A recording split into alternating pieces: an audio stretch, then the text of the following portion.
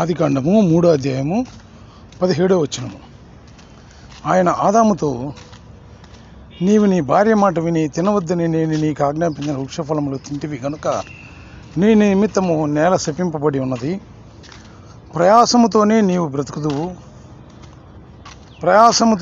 బ్రతుకు దినములన్నీ దాని పంట తిందువు. అది ముండ్ల తుప్పలను గచ్చ పొదలను నీకు మొలిపించును. పొలములోని పంట తిందువు.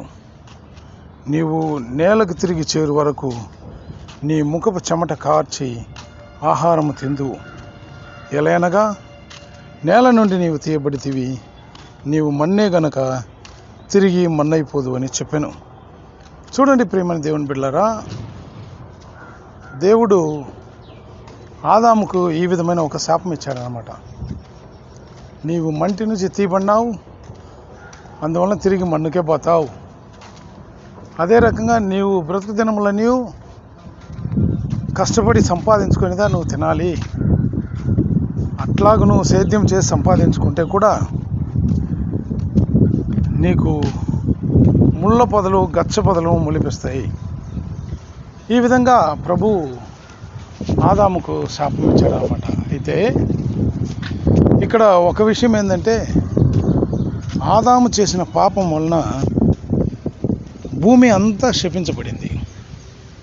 ఎక్కడ భూమిని చూసినా కానీ భూమికి శాపమే. ఎందుకంటే నేల మట్టిలో నుంచి తీయబడినాడు కాబట్టి. ఆ శాపము ఆదాము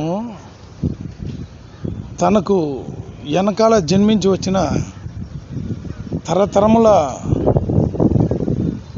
సంతతికి ఇచ్చేదానికి బదులు, అది తరతరముల సంతతికి ఆ శాపము ప్లస్ భూమికి అదే శాపమే. ఒక్క ఆదాం పాపం చేసిన దానివల్ల చూడండి ప్రియమైన దేవుని బిడ్డలారా,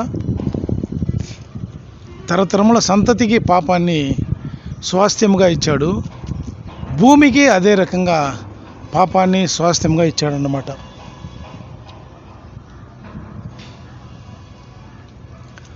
ప్రభు అయిన దేవుడు ఆదామును ఈ విధముగా శపించాడు. ఎందుకంటే అవిధేయుడయ్యాడు కాబట్టి.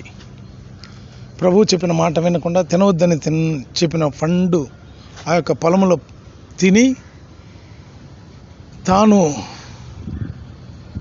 దిగంబరినని తెలుసుకొని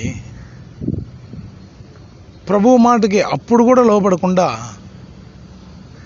ప్రభువు అడిగితే ఇదిగో నువ్వు ఇచ్చిన అవ్వే నాకు ఇచ్చింది, ఈ స్త్రీ ఈ బట్టి నేను తిన్నానని చెప్పిన స్త్రీ మీద బాధ్యతను మోపడమును, ఇటువంటి కార్యములన్నీ చూసిన ప్రభు ఏం చెప్పాడంటే, మొట్టమొదట ఆదామును చేసి ఏదైనా తోటలో పెట్టాను కదా, ఈ ఆదామే ఇలా చేశాడే అనే ఒక బాధలో సర్పము కంటే స్త్రీ కంటే ఆదాముకు ఎక్కువ శాపం ఇచ్చాడనమాట. ఆదాము వలన భూమి శపించబడింది, ఆదాము వలన తరతరాలు శపించబడాయి అన్నమాట.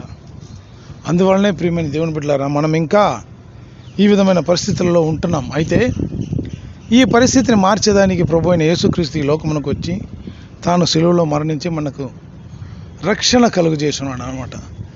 శాశ్వతమైన రక్షణ, ఆత్మీయ రక్షణ. అశాశ్వతమైన రక్షణ ఈ లోకంలో నుంచి రక్షణ. కాబట్టి మనము దేవుణ్ణి హత్తుకొని ప్రభువుతో జీవించామంటే మనకు రెండు రక్షణలు దొరుకుతుంది. శాశ్వతమైన రక్షణ దొరుకుతుంది, అశాశ్వతమైన ఈ రక్షణ దొరుకుతుంది. అంటే లోకంలో మనకి ఏవైతే మనకు దొరకవు, ఏవైతే మనకు లేవు అని మనము బాధపడతామో, మనం ఎప్పుడైతే ప్రభువునందు జీవిస్తామో అప్పుడు ప్రభువు అన్నీ ఇస్తాడు. ఇది అశాశ్వతమైన రక్షణ. ఇది శాశ్వతమైనది కాదు, కొన్ని దినములకి.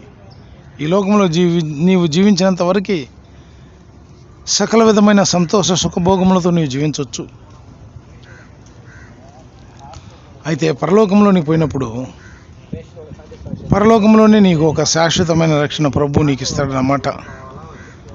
పరలోకంలో అటువంటి శాశ్వత రక్షణను సంపాదించుకోవాలంటే ఈ భూలోకంలో ప్రభువును వెంటాడాలి. అందుకే యేసుక్రీస్తు ఈ లోకానికి వచ్చాడు. మనమంతరము శపించబడిన వారము.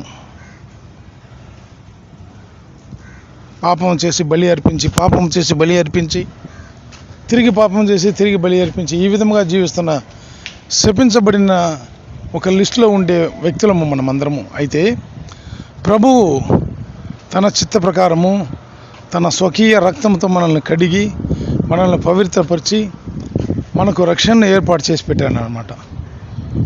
ఆ రక్షణను మనకునే దానికే ఈ లోకంలో ఇన్ని క్రైస్తవ సంఘాలు, ఇంతమంది పాస్టర్లు, అనేక రకమైన సేవకులు, పలు రకములైన సేవలు.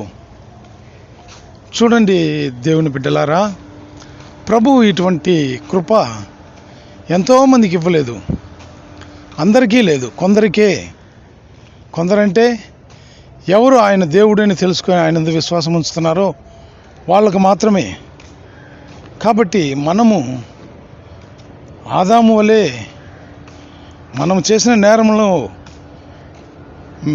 మిగిలిన వారిపైన మోపినా కానీ, ఇతరులపై మోపినా కానీ, దానికి మనం దేవుని దగ్గర క్షమాపణ అడిగి వచ్చామంటే ప్రభు క్షమించి మనల్ని రక్షించుటకు ఆయన సంసిద్ధుడుగా ఉన్నాడు.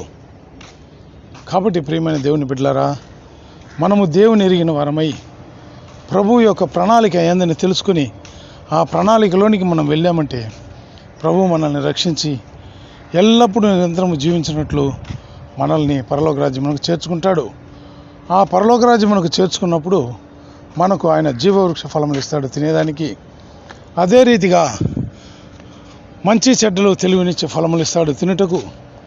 ఎందుకంటే అది ఆయన ఆదాము ఈ లోకమును మనుషులతో ఫలించి అభివృద్ధి చెందించి లోకమంతా మానవ జాతితో నింపబడినప్పుడు మనకు తినుటకు ఇవ్వాల్సిన యొక్క ఫలములు, ఆ ఫలములు ఆదామే ముందాడి తినేసినాడు. కాబట్టి మనకి దాన్ని దేవుడు వెనకాల ఖచ్చితంగా ఇస్తాడు. ప్రియమైన దేవుని బిడ్డలారా, మనమందరము ఆదాము యొక్క స్వాస్థ్యమైన పాపం మన మీద ఉందని మనం దాని గురించే ఆలోచించుకుంటూ మనం దిగజారిపోవటం కంటే మన కొరకు సిలువలో మరణించి తిరిగి లేచిన యేసుక్రీస్తు యొక్క రక్షణ ఎప్పుడు మనతో ఉందని గుర్తెరిగి ప్రభువుని అంటుకొని జీవిస్తాం. ప్రార్థించుకుందాం.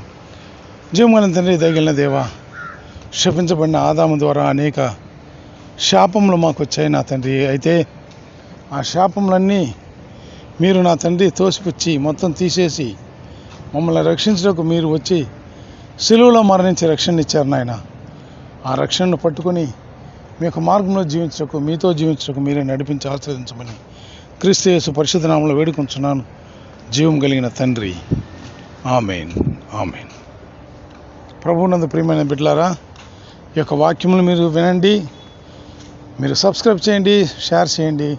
మనం అనేక ఆత్మలను రక్షించి ప్రభు సన్నిధికి తీసుకొద్దాం. Thank you.